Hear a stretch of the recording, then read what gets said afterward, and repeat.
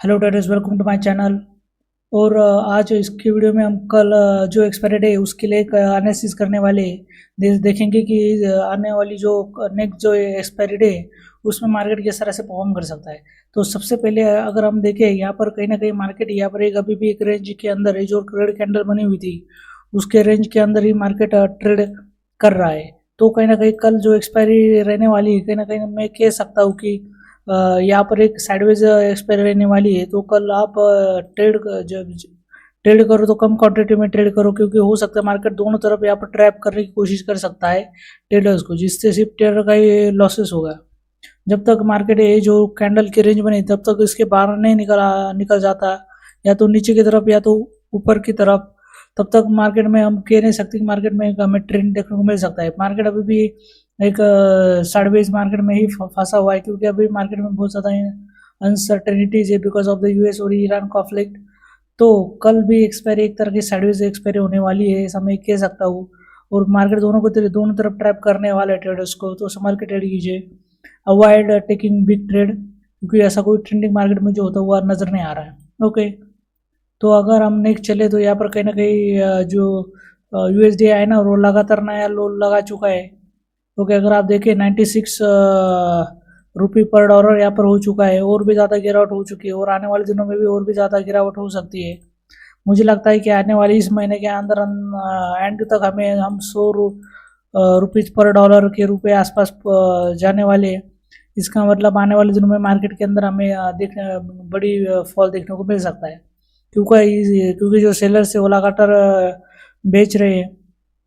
तो इसके वजह से मार्केट में भी प्रेशर है। भले मार्केट के अंदर जो ट्रेडर्स यहाँ पर हमें एक साइडवेज मार्केट दिखाई दे रहा है एक रेंज के अंदर, तो उसके बाद फिर से मार्केट डाउन साइड कंटिन्यू कर सकता है because of this falling rupees और and because of FIIs selling and falling rupees. Okay, तो आने वाले दिनों में भी हमें यहाँ पर गिरावटी मार्केट में देखने को मिल सकती है। यहाँ पर अगर विक्स देखें तो 1920 के आसपास चढ़ा है, विच इज़ मुझे तो यही लग रहा है कि आने वाले दिनों में हमें बढ़ता हुआ नजर आए। जैसे जैसे मार्केट के अंदर फॉल होगा वैसे वैसे बढ़ता हुआ हमें नज़र आ सकता है।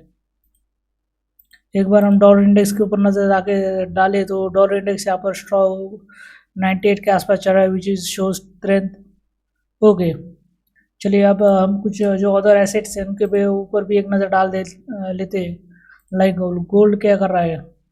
अगर हम गोल्डी भाई की बात करें तो कहीं ना कहीं गोल्डी भाई एक सपोर्ट के ऊपर आके यहाँ पर खड़े हैं। अगर बात करें तो 4500 का जो ये सपोर्ट है उसके आसपास यहाँ पर कहीं ना कहीं आके गोल्ड का खड़ा हुआ है। तो कहीं ना कहीं अगर यहाँ पर इस 4500 का लेवल अगर होल्ड करता है गोल्ड आने वाले दिनों में, तो यहाँ पर एक हमें हाई ऊपर की तरफ हमें एक मोमेंटम देखने को मिल सकता है। पर अगर ये कंटिन्यू करता है 4000 के नीचे ब्रेक करता है तो डेफिनेटली हमें एक डाउन साइड एक मोमेंटम देखने को मिल सकता है।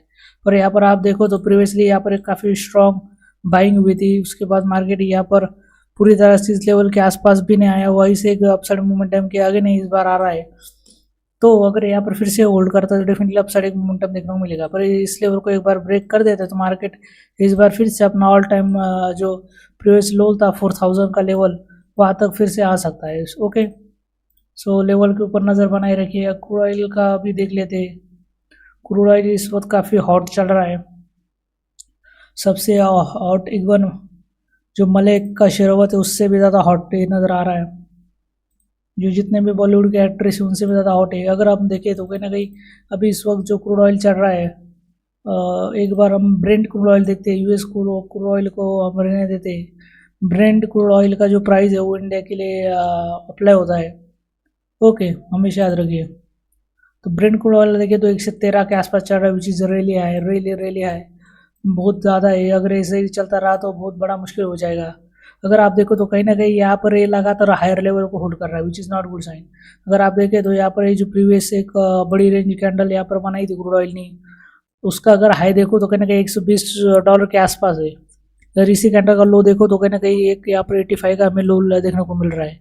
सो विच इज शोज कि यहाँ पर एक रेंज में फंस चुका है। उसमें भी अगर आप देखें तो ये लोअर लेवल यानी $90 का जो लेवल है उसको एक बार टच करके यहाँ पर प्राइस कहीं ना कहीं जो हायर लेवल से यानी $100 का जो लेवल है वेरी इंपॉर्टेंट। $100 के ऊपर यहाँ पर ये अपने आप को होल्ड करने की कोशिश कर रहा है, which is not good sign. अगर ऐसे ही 113-15 की लेवल को होल्ड करता है और अपना ऑल टाइम हाई 120 का अगर निकाल देता है, फिर तो वाट लग जाएगी इंडिया की, क्योंकि फिर अगर $120 का ये मेजर रेजिस्टेंस है, इसके ऊपर अगर निकलता है प्राइस तो फिर ये रुकने वाला नहीं, फिर $130 जाएगा, $140 जाएगा, हो सकता है $150 भी क्रूड ऑयल महंगा हो सकता है। अगर ऐसा होता है तो फिर इंडिया के लिए बहुत मुश्किल हो जाएगी, क्योंकि एक तरफ इंडियन रुपीज़ गिर रहा है, 96 रुपीज़ पर डॉलर चल रहा है, और ऊपर से rising crude oil prices, double impact हो जाएगा। तो इंडिया के लिए सिचुएशन बहुत ख़राब हो जाएगी, बहुत ज़्यादा मतलब प्रॉब्लम हो सकती है। ठीक है, तो ये जब तक इसी लेवल के अंदर है तब तक ठीक है, सब कुछ कंट्रोल में है, पर इसके ऊपर अगर निकलता है तो इस प्रॉब्लमेटिक इंडियन मार्केट में के लिए भी बहुत ज़्यादा प्रॉब्लमेटिक हो जाएगा।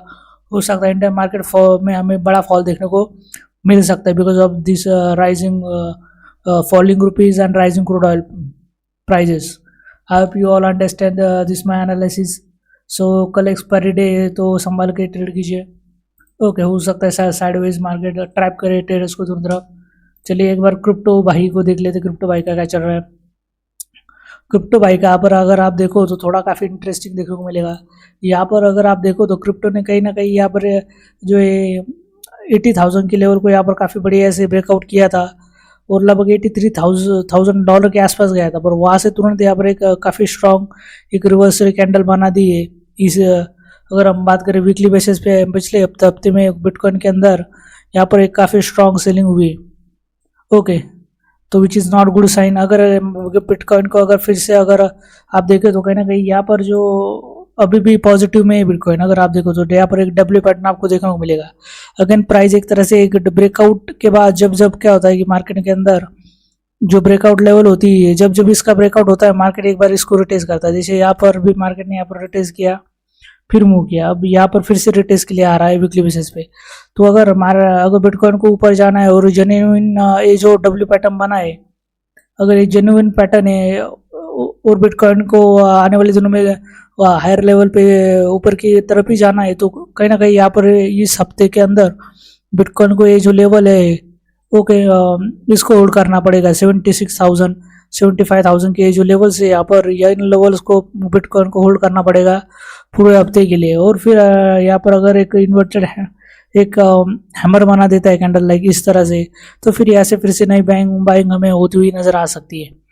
ओके, तो बिटकॉइन ये जो हफ्ता होगा बिटकॉइन के लिए काफ़ी इंपॉर्टेंट होगा कि इस लेवल को होल्ड करे। एक बार हम लोअर लेवल पे चलते डेली लेवल पे, तो कहीं ना कहीं मुझे लगता है कि यहाँ पर जो एक बाइंग हुई थी स्ट्रॉन्ग, तो कहीं ना कहीं उसका ये रिट्रेसमेंट है। पर अगर आप देखो तो कहीं ना कहीं बिटकॉइन ने भी यहाँ पर एक जो इंपॉर्टेंट लेवल्स थे उनको नीचे ब्रेकडाउन कर दिया है।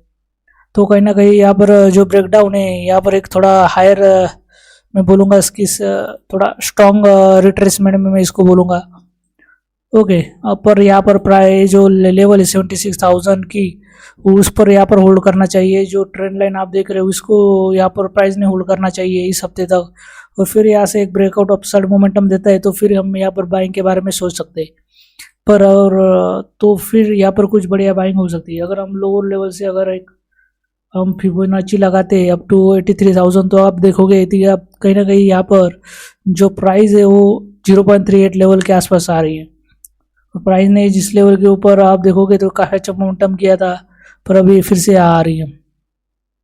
पर कहीं ना कहीं ये जो ट्रेंड लाइन इसको अगर प्राइस बिटकॉइन अगर रिस्पेक्ट करता है फिर मोमेंटम देता है, दिन यहाँ पर काफ़ी स्ट्रॉन्ग बाइंग बन सकती है। तो इस पर थोड़ा नज़र बनाइए। पर अगर प्राइस सीधा आती है 38,000 का लेवल ब्रेक करती है और 50 और $60 का भी अगर ब्रेक करती है, तो then it is total Bitcoin पूरी तरह से नेगेटिव हो जाएगा। ओके, तो यहाँ पर हो सकता है कि प्राइस कितना रिट्रेस करेंगे, कहाँ पर सपोर्ट ले और कब यहाँ पर ऊपर जाता है ये देखना पड़ेगा। ओके, तो आने वाले दिनों में पता चलेगा कि बिटकॉइन की डायरेक्शन क्या रहेगी। पर आप देखो तो जब बिटकॉइन ऊपर जा रहा था यहाँ पर स्ट्रॉन्ग रिट्रेसमेंट ले रहा था, जब ऊपर जा रहा था स्ट्रॉन्ग रिट्रेसमेंट ले रहा था, again go up strong retracement, again यहाँ पर जाके एक एम पैटर्न बना के प्राइस नीचे आ रहा है। ओके, तो कहीं ना कहीं यहाँ पर एक हम बोल सकते हैं कि स्ट्रॉन्ग में बोलूँगा इसको एक रिट्रेसमेंट है। यहाँ पर प्राइस को ये जो यहाँ पर ब्रेकआउट का जो लेवल है उसको अगर सपोर्ट करके फिर से ऊपर जाता है देन यहाँ पर स्ट्रॉन्ग बाइंग बन सकती है। पर अगर ये कहीं ना कहीं 0.3 का जो लेवल ब्रेक करके से अंदर आता है then it is a problematic. Breakout level के नीचे आता है बिटकॉइन तो then is problematic for uptrend in Bitcoin. I hope you all understand all this price level and very in-depth price analysis, trend analysis in Bitcoin and other asset classes. Nifty के अंदर आप याद रखिए कि कल expiry date है तो थोड़ा संभल के ट्रेड कीजिए क्योंकि मार्केट में हो सकता है दोनों तरफ मार्केट ट्रैप करने की कोशिश करे और एक्सपायरी के दिन ऐसा होता ही रहता है। ओके सो कम क्वांटिटी में ट्रेड कीजिए, सेफ ट्रेड कीजिए, विथ प्रॉपर रिस्क मैनेजमेंट के साथ ट्रेड कीजिए। I hope you like this analysis. Thank you for watching, see you again, bye bye.